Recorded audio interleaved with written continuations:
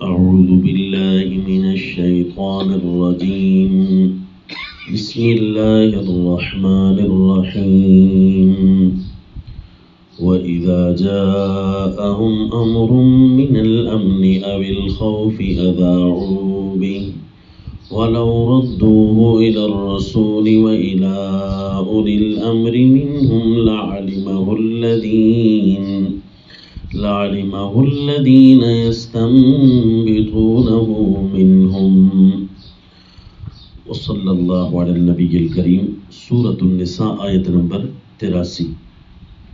وَإِذَا جَاءَهُمْ أَمْرٌ مِّنَ الْأَمْنِ أَوِ الْخَوْفِ أَذَاعُوا بِهِ.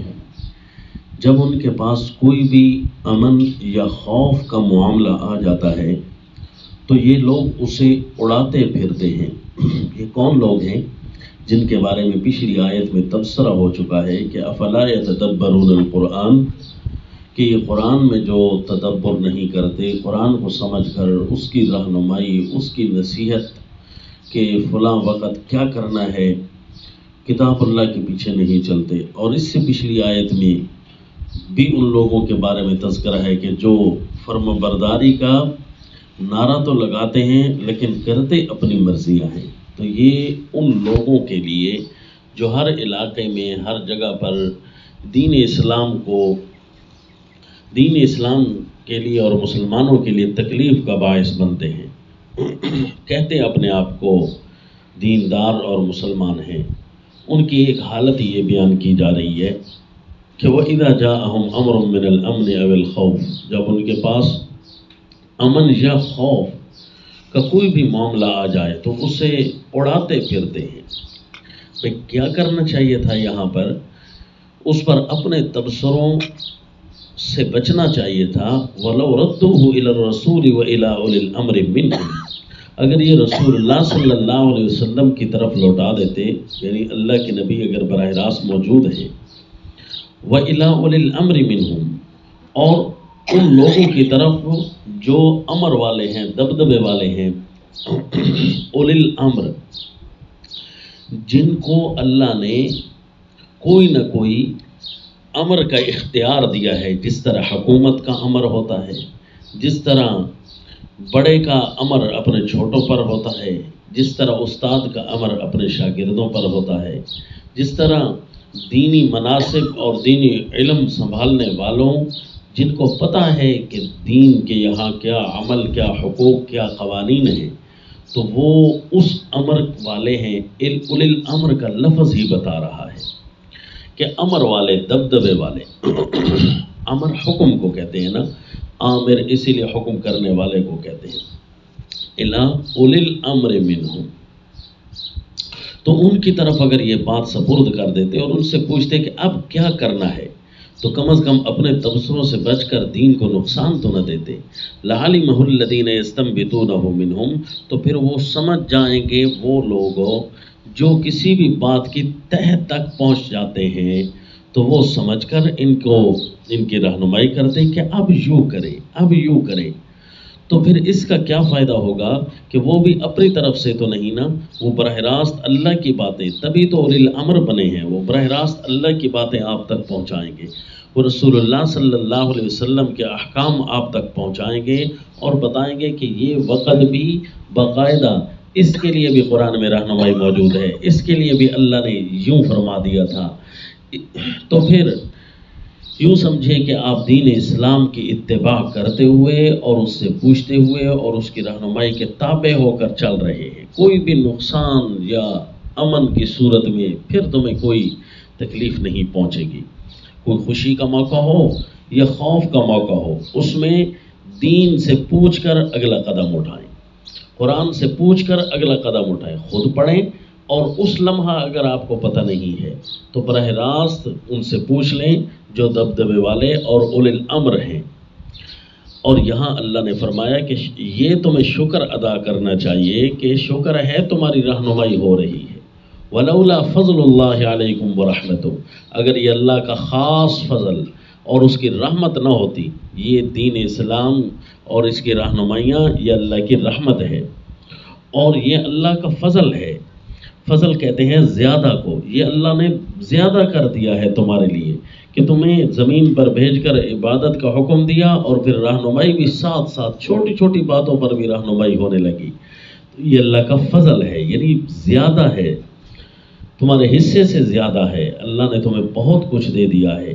اگر یہ اللہ کا فضل اور اللہ کی یہ رہنمائی والی رحمت نہ ہوتی لَاتَّبَعْتُمُ الشَّيْطَانَ إِلَّا قَلِيلًا، تم میں سے اکثریت شیطان کی تابعدار ہوتی. تھوڑے بہت بچتے جو خصوصی طور پر اپنے عقل کا استعمال کر کے شیطان کے شرارتوں سے واقف ہو جاتے تو وہ کم از کم پھر بچ جاتے. لیکن انہیں پہلا رگڑا تو شیطان دے دیتا نا، اپنی چالوں سے واقف کرانے سے پہلے ہو سکتا ہے انہیں پہلا رگڑا دے دیتا. یہ صرف انبیاء کرام ہی بچتے، کیونکہ وہ براہ راست منزل من اللہ کے پیچھے چلنے والے ہوتے ہیں. وہ کم از کم شیطان کا مقابلہ کر لیتے ہیں. تو یوں فتنوں سے اور فتن والے زمانوں میں دین کو کم از کم نقصان پہنچانے والا ہے اپنے تبصروں کے ذریعے، اپنی باتوں کے ذریعے. بھئی یہاں آپ کیا کرنا ہے، یوں کرنا چاہیے. بھئی کیوں یوں کرنا چاہیے؟ کیا آپ کو اللہ نے یوں بتایا ہے؟ کیا کتاب اللہ کی کوئی آیت آپ کے پاس آ رہی ہے؟ یوں نہ کریں. اگر یہ تبصرے ساروں نے ہی کرنے شروع کر دیے مسلم معاشرے کے اندر تو پھر یہ اپنی ریاست اور اپنے ارد گرد کو نقصان دیں گے. اس لیے کبھی بھی امن، خوشی یا خوف کا کوئی معاملہ ہو براہ راست دین سے رہنمائی لیں کہ اب یہاں کیا کرنا ہے، ورنہ اپنا دین بھی کھو بیٹھیں گے اور شیطان وہیں پر اپنی چالیں چل جائے گا. اس لیے تو رسول اللہ صلی اللہ علیہ وسلم ڈرایا کرتے تھے ایسے زمانے سے. حضرت ابو سعید الخدری رضی اللہ عنہ سے روایت ہے کہ رسول اللہ صلی اللہ علیہ وسلم نے فرمایا، بخاری شریف میں روایت آ رہی ہے کہ یوشک ان یکون خیر مال المسلم غنم یتبع بها شعف الجبال ومواقع القطر یفر بدینہ من الفتن. رسول اللہ صلی اللہ علیہ وسلم نے فرمایا قریب ہے کہ سب سے بہتر مسلمان کے لیے جو خیر جس کے اندر ہوگی نا وہ چند بکریاں ہوں گی جن کے پیچھے چل کر وہ پہاڑ کی چوٹیوں پر چند لمحات گزار دے. وہ مواقع القطر اور مواقع القطر یا کہیں بارش گرنے کی جگہ اسے نظر آ جائے کہ فلاں جگہ بارش ہوئی ہے تو پانی کی ضرورت ہے وہیں پر چلا جائے، بارش اور پہاڑ کی چوٹیوں پر وہ رہے. یفر بدینہ من الفتن، یہ فرار اس کا لوگوں سے کیوں ہو رہا ہے؟ کیونکہ اپنے دین کو بچانے کے لیے فتنوں سے. فتنے اتنے زیادہ بڑھ جائیں گے کہ یہاں رہنا بھی نقصان سے خالی نہیں ہے الیاذ باللہ. تو چند بکریاں لے کر پہاڑ کی چوٹیوں پر وہ بکریاں کھا پی کر گزارا کریں گی اور یہ ان کا دودھ پی کر گزارا کرے گا. پانی کی ضرورت پڑے گی تو بارش کو صرف ٹٹولے گا، باقی اس کو کسی چیز کی ضرورت نہیں ہوگی. اور اس رہنمائی کے پیچھے چلنا فتنوں کے اندر اتنا ضروری ہے حتیٰ کہ اسی بخاری شریف کی روایت ہے کتاب الایمان کے اندر کہ سیدہ امی عائشہ رضی اللہ تعالیٰ عنہ فرماتی ہیں کہ رسول اللہ صلی اللہ علیہ وسلم جب کسی کو کسی معاملے کا حکم فرما دیتے اذا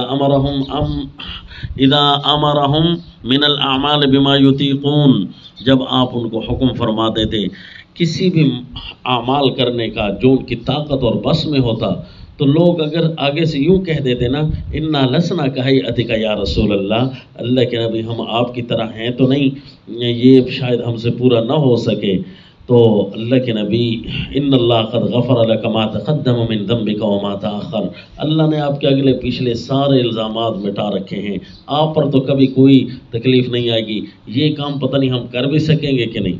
فیغضب، تو اللہ کے نبی غصہ ہو جاتے، حتیٰ یعرف الغضب فی وجہی، حتیٰ کہ غصہ کے اثار آپ کے چہرہ مبارک سے نظر آ رہے ہوتے تھے.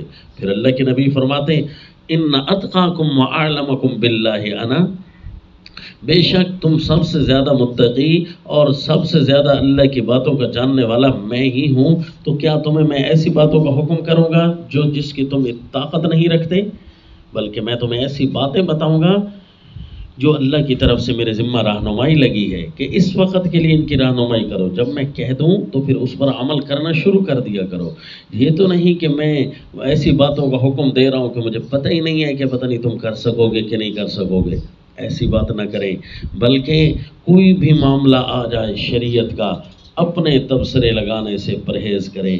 بلکہ ایک ایک بات دین اسلام سے پوچھ کر چلتے رہیں۔ ہمارے تبصروں نے یہ خیال کر کے رکھیں کہیں ہمارے تبصرے مسلمانوں اور دین کو نقصان نہ دے جائیں۔ وما علینا الا البلاغ۔